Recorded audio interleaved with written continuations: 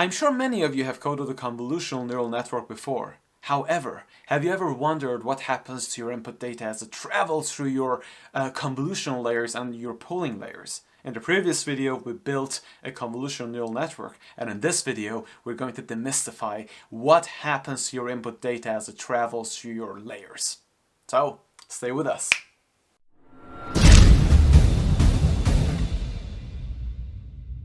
Hello everyone and welcome to ML Done. So in the previous video we started building our convolutional neural network, and in this video I want to show you what happens exactly to your input data as it travels through your convolutional and your pooling layers, and also show you the dimensions as to how they change in your input data. Now let's just get started without further ado. So on the right hand side over here you see the model that we built previously. You've got your convolutional layer, you've got your Tanh, you've got your average pooling, and so on and so forth. And then you've got your fully connected layers here, right? So nothing really new here.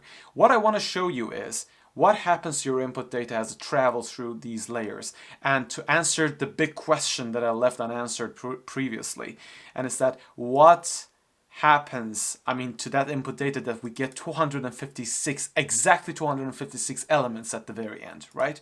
Now, long story short, this is the formula that I'm going to talk to you about now. I'm going to work out this formula for you at every layer. Now, this formula says that the dimension of the output of your layer has something to do with the dimension of whatever it receives as an input. Let's say we have a convolutional layer, so what is the dimension of the data that is being inputted in your convolutional network?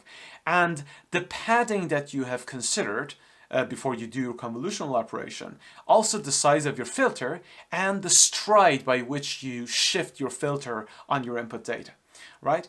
And then plus one. And you notice that the whole thing is in the ceiling operation. Now, ceiling operation is nothing really fancy. What it means is, so if the result of all of these mathematical operations is, say, 2.5 or 2.8 or 2.2, the result of all of that, the ceiling of all of that will be equal to 2 exactly.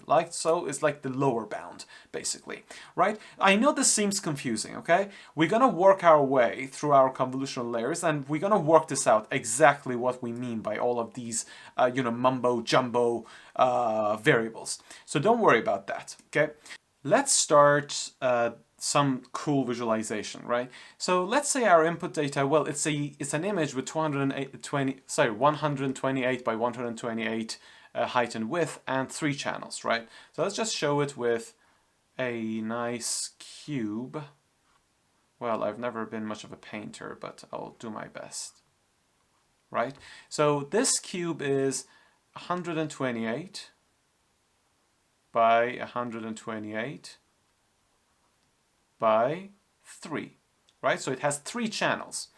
Now, let me just show you what I mean by these variables that I showed you in that formula. So in this example, if you look at my formula over here, right?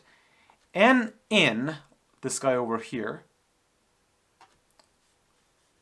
is, I'm going to show it with, let me maybe decrease the brush size a little bit. N in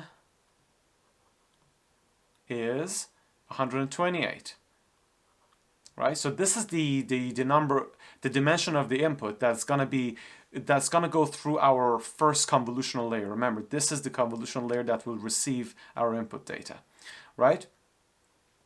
And how many, can you tell me how, like in terms of the filter that's going to be applied on this input data? Now, if you think about it, what is the size of my filter?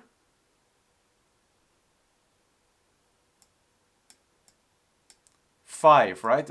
So the size of my filter is 5. So that size is this F over here, right? So F, let me write it over here, F is equal to 5. What is the stride that we have here? Now that stride is, by default, 1, right? So the filter keeps moving one by one as it convolves by your input data. And what about the padding? So padding by default is 0, right? So we're not going to add any zeros around our input data. Now, based on this formula over here, right? I know, so for the first convolutional layer over here, so this is going to be my first convolutional layer, right? And it has how many filters, by the way? How many filters? You remember? How many filters do we have here? We have 6 filters. Remember, the out channels shows the number of filters, right? So we have 10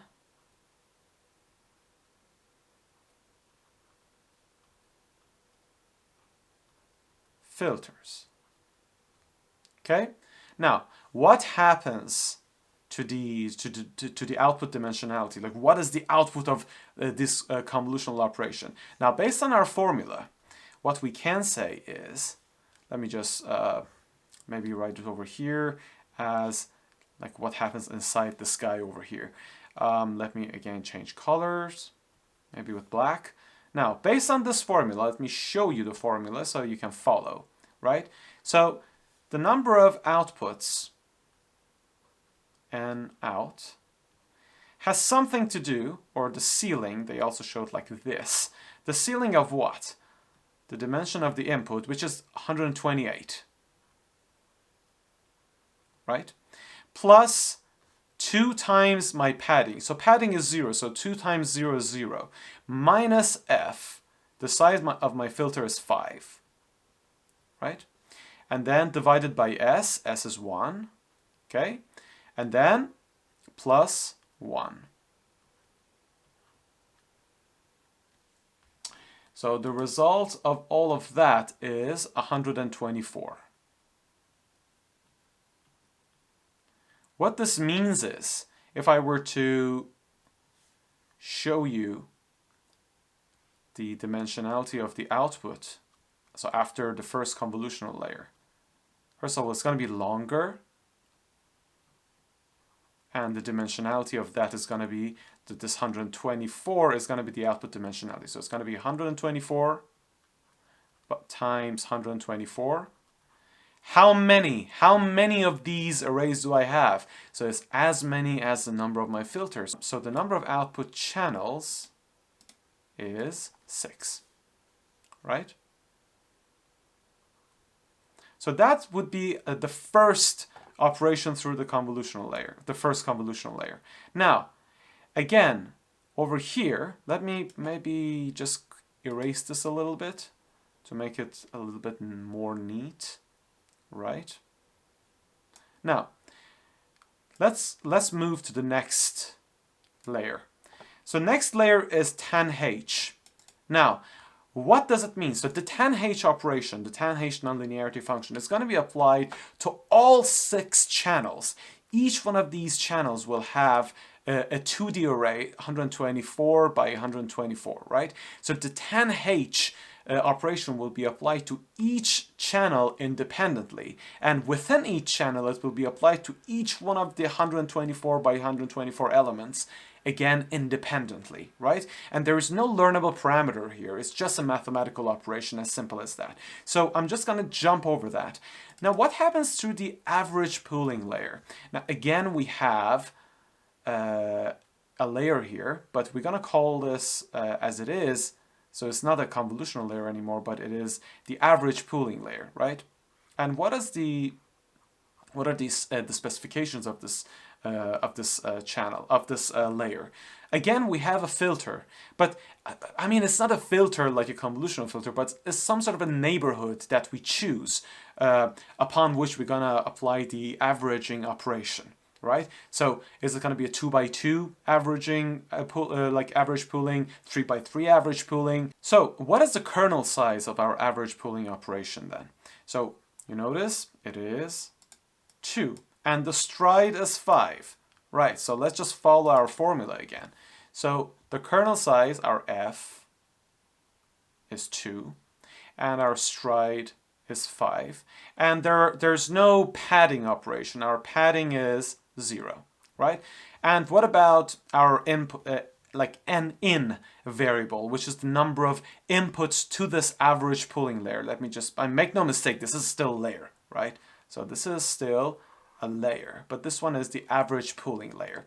Now, what is the number of input channels to this layer, which is this guy over here? So n in is gonna be 124, right? So let's follow the formula again. So let's see what happens inside this layer and what would be the dimensionality of the output of this layer.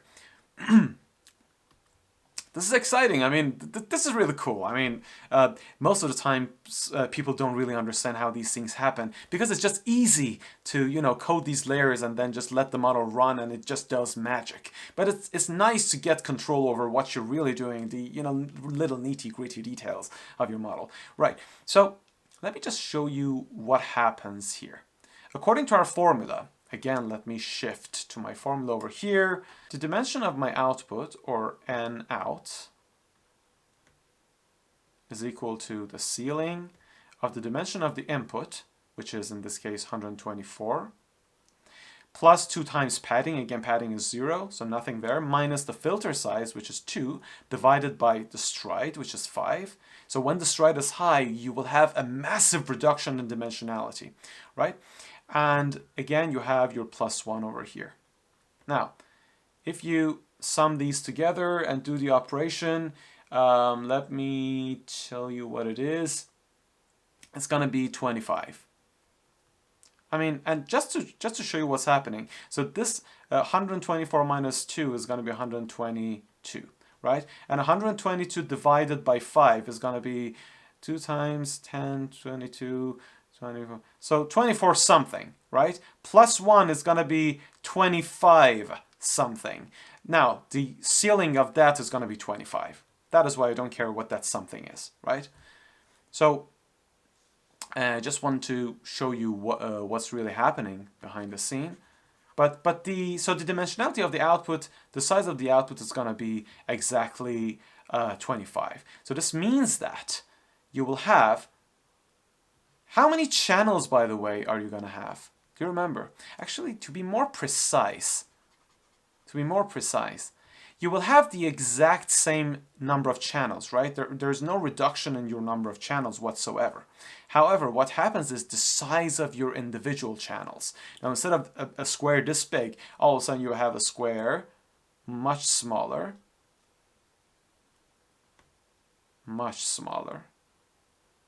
But again, you will have your 6 channels, because this has nothing to do with the number of channels. And it's going to be a 25 by 25 by 6. Great. Now, let me again erase this to make it more neat. Okay, we're gonna move on. I mean, we're just moving on. We're just slowly but surely we're working our way to this bloody what is it? This bloody the linear layer. We're gonna work our way to this magical 256, and then finally you're gonna understand how we got there. But just bear with me. You're doing great. We're just gonna keep going. Don't worry. So perfect. So we went through the average pooling layer over here. Next thing is another conv2d, right? I just want to prove to you that what I'm claiming to be the case is indeed going to be the case. Now, what about the next layer?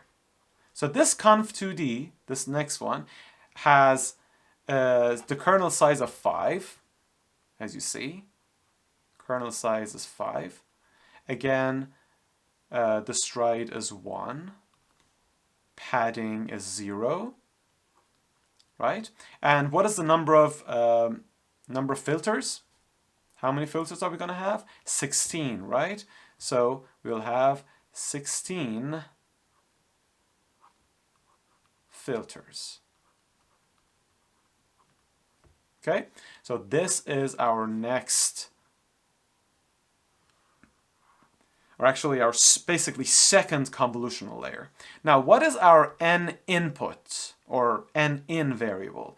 So our n in variable here is going to be 25, which is the input to our convolutional layer. And based on this formula, let's just see what happens over here.